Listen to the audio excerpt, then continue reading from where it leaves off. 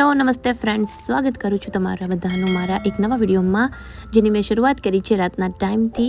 અહીંયા તમે જોઈ શકો છો 4 લેડીઝ આવી છે પ્રહારને લઈને. આ 4માં 2 મારા કાકી છે, એક મારા મમ્મી છે અને એક મારી જે કાકીની છોકરી છે એના સાસુ હતા. તો જુનાગઢ હું ગઈ હતી એટલે 4 લેડીઝ મારી સાથે આવ્યા હતા અને અહીંયા રાતે એ લોકો ચોપાટીએથી પ્રહારને લઈને આવી રહ્યા છે. અને પછી આ છે વ્યૂ અમારા નવા ઘરનો અને અમારા ઘરની સામે જે બર્ડ સેન્ચ્યુરી છે ત્યાં અત્યારે બહુ જ મસ્ત મજાના ફ્લેમિંગોઝ આવે છે. તો અમે લોકો ઘર જોવા ગયા હતા અને એના પછી હું એ લોકોને લઈને ગઈ હતી શનિદેવના મંદિરે દર્શન કરવા માટે. આજે મોર્નિંગમાં એ લોકો દ્વારકા જઈને આવ્યા, સવારે વહેલી 6 વાગ્યાની બસમાં ગયા હતા, રાત સુધીમાં પાછા આવી ગયા અને પછી સાંજના ટાઈમે અમે શનિ મંદિર જે છે હાથલા, જ્યાં શનિ ભગવાનનો જન્મ થયો હતો, ત્યાં એક બહુ જૂનું પ્રાચીન મંદિર છે. મેં પણ નહોતું જોયું ક્યારેય, તો મેં વિચાર્યું કે ચાલો આજે સાંજના ટાઈમે ત્યાં જઈએ. પોરબંદરથી ઓલમોસ્ટ 30 મિનિટ્સ જેટલો જ રસ્તો છે, બહુ દૂર નથી. તો ફ્રેન્ડ્સ, હું થઈ ગઈ છું બિલકુલ રેડી અને અહીંયા પ્રહાન બી રેડી છે જવા માટે. 9:30 થઈ ગયા છે. થોડી વારમાં અમારે જમવા માટે બહાર જવું છે એટલે અમે વેઇટ કરીએ છીએ મારા હસબન્ડની. સો ચાલીએ, આજે અમારા મેરેજની એનિવર્સરી છે એટલે અમે લોકો બહાર જમવા માટે જઈએ છીએ. અને મને બહુ ભૂખ નથી કેમ કે મેં ચાઈની સાથે થોડો નાસ્તો કર્યો હતો એટલે, પણ હવે ઓલરેડી બહુ લેટ થઈ ગયું છે તો શું કરી જવું તો પડશે જ. સો પ્રહાન પણ રેડી છે, પણ આને બહુ ભૂખ લાગી છે, એના પપ્પાની વેઇટ કરે છે. પપ્પા હમણાં આવે એટલે જઈએ. બસ હવે થોડી વારમાં અમે જઈશું જમવા માટે. અને આજે અમારા મેરેજને 8 વર્ષ કમ્પ્લીટ થઈ ગયા છે. સો આજે એનિવર્સરી છે એટલે થોડા બહુ રેડી થયા છીએ બહાર જવા માટે. તો ચાલો થોડી વાર પછી નીકળીએ. અને હમણાંથી બહુ જ બિઝી શેડ્યુલ ચાલે છે એટલે વિડીયો હું બનાવતી નથી કેમ કે હવે બસ લાસ્ટના 2 મહિના હવે એવા જવાના છે ફ્યુચરના કે વધારે પડતા થોડા બિઝી છું. પછી કદાચ હોપફુલી હું ફ્રી થઈ જઈશ એકદમ લાઈફ ટાઈમ માટે. સો આશા એવી રાખું છું કે 2 મહિના પછી મને ટાઈમ મળે ઘણો બધો વિડીયો બનાવવા માટે, મારા રીડિંગ માટે.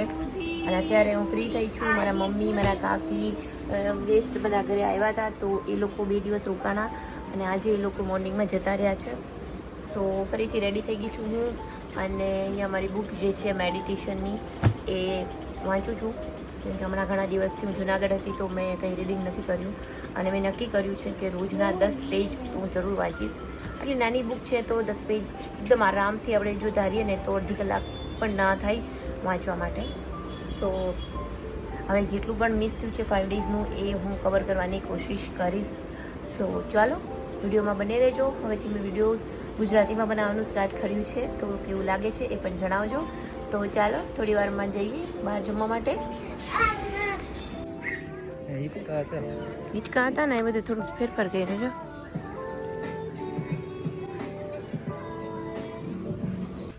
તો અમે જમવા માટે આવ્યા હતા અને હજી થોડી વેઇટિંગ હતું. આ રેસ્ટોરન્ટ છે એ સિટીથી થોડી દૂર છે, ઓલમોસ્ટ 10 થી 12 કિલોમીટર જેટલું. પણ અહીંયા એની ટાઈમ ગમે ત્યારે આવીએ એટલો જ ટ્રાફિક હોય છે. અમે આજે તો મતલબ વીકડેઝમાં આવ્યા હતા તો પણ એટલો ટ્રાફિક હતો કે અમારે 15-20 મિનિટ સુધી અહીંયા થોડું વેઇટિંગમાં બેસવું પડ્યું. એના પછી બીજા દિવસ સવારે ભગવાનના મતલબ આરતી કરી નાહી ધોઈ અને હું લાગી ગઈ હતી ઘરના બીજા બધા કામો કરવા માટે. તો અહીંયા અમે મારી મેરેજની જે બધી સાડીઓ હતી એ ઘણા દિવસથી પાઉચી સામનામ પડેલા હતા તો મેં વિચાર્યું કે બેડમાં થોડી જગ્યા થઈ છે તો બધું બેડમાં સમાડી દઉં તાકી ઘરમાં મતલબ કચરો બહુ ઓછો થાય કેમ કે ઓલરેડી મારો ગેસ્ટ રૂમ છે એ આખો ભરેલો છે અને એક ખાના હું હમણાંથી સાફ કરું છું. વધારાનો સામાન છે એ આગો પાછો કરી દઉં છું, કાં કોઈ જરૂરતમંદ હોય એને આપી દેતી હોઉં છું, કાં પછી સગાવાલામાં કોઈને જરૂર હોય તો એમને આપી દઉં. એવી રીતે કરીને થોડો સામાન છે એ જે મને નથી જોતો એ ખાલી કરતી હોઉં છું. અને એકદમ મસ્ત દરિયો દેખાતો હતો તો મેં દરિયાનો વિડીયો લઈ લીધો છે. આ વ્યૂ હું ક્યારેય નહીં ભૂલું. મતલબ નવા ઘરે જઈને તો હું આ વ્યૂને બહુ જ યાદ કરવાની છું. એના પછી મારે જરૂર હતી અહીંયા લસણની. તો લસણ છે મારું મતલબ ખોરું થઈ ગયું હતું કે મેં 1 કિલો એક સાથે લઈ લીધું હતું અને 2 મહિનાથી યુઝ નહોતું થયું. મતલબ મારે લસણ બહુ ઓછું યુઝ થાય છે તો 1 કિલો જો મેં લીધું હોય ને તો હું એને ફોલીને જો ફ્રીજમાં ન રાખું તો આ રીતે ખરાબ થઈ જતું હોય છે. ઓલમોસ્ટ અડધા કિલા જેટલું લસણ તો મારું ખરાબ થઈ ગયું. એમાંથી જેટલી સારી ગાંઠો હતી એ મેં રાખી, 4-5 ગાંઠ તો માંડ નીકળી, એ પણ સુકાઈ ગયેલા જેવું જ હતું એની અંદર લસણ. અને બાકીનું બધું ખરાબ થઈ ગયું હતું તો મારે એને જવા દેવું પડ્યું. એટલે બને ત્યાં સુધી હવે હું એવું જ કરીશ કે લસણ છે એ કાં પછી ઓછું લઈશ, અને જો વધારે લઈશ ને તો એને ફોલી અને ફ્રીજમાં રાખી દઈશ. અને એ વગરની જે જૂનાગઢ સાડીઓ વગેરે લઈ ગઈ હતી ને એ હું આ મારા જે બેડરૂમ છે એના બેડની અંદર રાખું છું. તો અહીંયા મેં એ બધું સામાન ગોઠવી દીધો. બાકીના જેટલા પણ કપડાં વગેરે હતા એ સંકેલી લીધા, અને મમ્મીને લોકો ગયા પછી એ રૂમની બેડશીટને એ પણ મેં નીકાળ્યું હતું. અમારા રૂમની બેડશીટને એ પણ નીકાળ્યું હતું. તે બધું ધોવામાં નાખ્યું છે. હવે બધું અહીંયા નવેસરથી નવી બેડશીટ ને બધું હવે પાથરીશ. અને પ્રહારની તો સ્કૂલ સ્ટાર્ટ થઈ ગઈ છે, એટલે એ તો હર રોજને માટે સવારે સ્કૂલે જતો રહે છે, અને બસ ઓને બપોરે આવતા 1 વાગી જતો હોય છે. એ પછી અમારા હોસ્પિટલના કામ માટે પણ થોડી બહાર નીકળી હતી. થોડું સ્ટેશનરીનું કામ હતું તો એ માટે બહાર ગઈ હતી. અને એ દિવસ મારે મતલબ વિડીયો પછી આગળ ઉતારવાનો ટાઈમ જ નહોતો મળ્યો. અને અત્યારે જે હું બતાવી રહી છું ને એ એના આગલા દિવસનો મોર્નિંગનો વિડીયો છે. મોર્નિંગમાં ઘરનું બધું કામ થઈ ગયું, એ પછી ગઈ હતી માર્કેટમાં. બહુ જ ગરમી, ક્યારેક તો બહુ જ તાપ લાગતો હોય છે. પ્રહાન આજે પણ સ્કૂલે ગયો છે, અને હું ગઈ હતી માર્કેટમાં શાકભાજી લેવા માટે. એકચ્યુઅલી ગઈ હતી તો હું ઓનલી લસણ લેવા માટે જ, કેમ કે કાલના વિડીયોમાં તમે જોયું કે જે લસણ છે એ મારું ઓલમોસ્ટ ખરાબ થઈ ગયું હતું, તો મેં ફેંકી દીધું છે. હવે આજે હું ગઈ હતી લસણ લેવા માટે, અને લઈને આવી છું બહુ બધી વસ્તુ. તો ચાલો હમણાં તમને એ દેખાડી દઉં. સૌથી પહેલાં ઠંડુ પાણી પીધું, પંખો કર્યો, અને પછી આરામથી ત્યાં નીચે હું બેસી ગઈ હતી. હમણાં તો આપણે શાક માર્કેટમાં જઈએ ને એટલે નવી અથાણાની બધી વસ્તુઓ જોવા મળે. કેરી, ગુંદા છે, કરમદા હોય છે, કૈડા હોય છે, ગરમર હોય છે, એટલું બધું અલગ અથાણાની આઈટમો મળતી હોય છે ને. એ બધું જોઈને મને એમ થાય કે ચલો આ અથાણું બનાવી લઉં, ઓલું અથાણું બનાવી લઉં, શીખી લઉં. એટલે મને ઘણું બધું શીખવાનું મન થાય છે. એટલે આ વર્ષે હું થોડું ટ્રાય કરું છું કે મારી રીતના બનાવવાની કોશિશ કરીશ. અને શાકભાજી લેતા મારું ધ્યાન પડી ગયું ગુવાર પર. તો અહીંયા જે એકદમ જાડો ગુવાર હોય છે, બીવાળો અને ઝુમખાવાળો હોય છે, તો મેં 1 કિલો ગુવાર લીધો છે. અમે લોકો ગુવારને પણ આંચતા હોય છે, જેમ આપણે કેળા અને ગુંદા આથી એવી રીતે. તો એ પણ હું આથવાની છું. તો ખાટો મીઠો જમવાની સાથે બહુ મજા આવતી હોય છે. તો આગલા વિડીયોમાં, આના પછીના વિડીયોમાં હું તમારી સાથે પણ શેર કરીશ કે એની રેસીપી મતલબ આપણે કઈ રીતે એને આથી શકીએ. તો ગઈ હતી હું લસણ લેવા, અને લઈ આવી છું આ બધી વસ્તુ. માર્કેટમાં જઈએ એટલે લેડીઝનું આવું જ હોય છે કે એક વસ્તુ લેવા ગયા હોય એ લઈને તો ક્યારેય પાછી આવતી નથી. એની સાથે બીજું બધું થોડું જે ઘટતું હોય એ લઈને આવતી જ હોય છે. તો આજે બનાવીશું આ કરમદાનો સંભારો. પછી આજે એકચ્યુઅલી બનાવવાની છું અડદની દાળ, રોટલી, કરમદાનો સંભારો બનાવીશ, અને સાથે બનાવીશ ગુંદાનો સંભારો. તો ચાલો ફટાફટ છે હવે લાગી જઈએ કિચનમાં રસોઈ બનાવવા માટે. અને આજે મેં મલાઈ પણ કાઢીને રાખી છે, તો ઘી પણ બનાવવાનું છે. ઘી પણ ખાલી થઈ ગયું છે, અને હમણાંથી હું બહુ જ બિઝી હોઉં છું, તો ઘી માટે થોડોક ટાઈમ જોતો હોય છે. તો આજે હોપફુલી મારી પાસે ટાઈમ છે. સોમવારથી કદાચ મારો ભત્રીજો અને ભાભી વેકેશન માટે આવવાના છે, તો એ આવે એ પહેલાં બને એટલું કામ છે એ હું ખતમ કરી લઉં. અહીંયા લઈ આવી છું ગુવાર. તો ગુવારને પણ સાફ કરી અને એને આથવાનો છે, તો એ બધું કાર્ય હું બપોર પછી કરીશ. તો ચાલો સૌથી પહેલાં તો કરમદા કાઢી લઈએ. તો અહીંયા અડદની દાળને મેં ઓલમોસ્ટ 2 કલાક માટે પલાળી દીધી હતી, એટલે 1 થી 2 સીટીમાં એ બાફાઈ જશે, એટલે બાફવા માટે પણ મૂકી દીધી છે. સાથે જે પણ કેરી લઈ આવી હતી એને અત્યારે તો કાર્બનવાળી જ કેરી આવતી હોય, એટલે એને આરામથી 2 થી 3 કલાક સુધી પાણીમાં પલાળીને રાખવી જ પડે. તો અહીંયા મેં કેરીને પણ એકદમ ડૂબડૂબા પાણીમાં પલાળીને રાખી દીધી છે. સાથે આ છે કરમદાનો સંભારો. તો કરમદાનો સંભારો નોર્મલ આપણે જે રીતે બનાવતા હોય એ જ રીતે અમે બનાવીએ છીએ, પણ લાસ્ટમાં એમાં થોડી ચટણી અને ખાંડ અથવા તો અહીંયા અમે ગોળ એડ કરતા હોઈએ છીએ. તો મારી પાસે જેગરી પાવડર હતો, તો મેં એ એડ કરી દીધો છે. ગુંદાનો સંભારો પણ બની ગયો છે, અને કરમદાનો સંભારો પણ ઓલમોસ્ટ રેડી થઈ ગયો છે. તો જો અહીંયા અત્યારે એને મિક્સ કરી અને તરત જ ગેસની ફ્લેમ છે એ પછી આપણે એને બંધ કરી દઈશું. તો અહીંયા મારો સંભારો છે એ બિલકુલ જો રેડી થઈ ગયો છે એકદમ. અને હવે એને બધું મારું કમ્પ્લીટ છે. દાળ પણ મેં વઘારી લીધી છે, અને એના પછી બનાવું છું રોટલા. તો રોટલા તો મારા ઘરમાં હું એક જ ખાતી હોઉં છું, એટલે અડદની દાળ સાથે સ્પેશિયલી પ્રહાનને પણ રોટલો ભાવતો હોય છે. તો મેં અહીંયા એક મોટો અને એક નાનો એવી રીતના દોઢ જેવો રોટલો ગણી શકાય એ બનાવ્યો હતો. અને હું રોટલા બનાવવાની પ્રેક્ટિસ કરું છું, એટલી હું માસ્ટર નથી.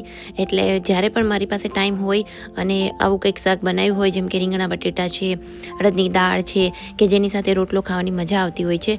એટલે ત્યારે તો હું જરૂરથી બનાવું છું. મને જેવો આવડે એવો મારા પૂરતો તો કામ ચાલી જ જતું હોય છે મારું.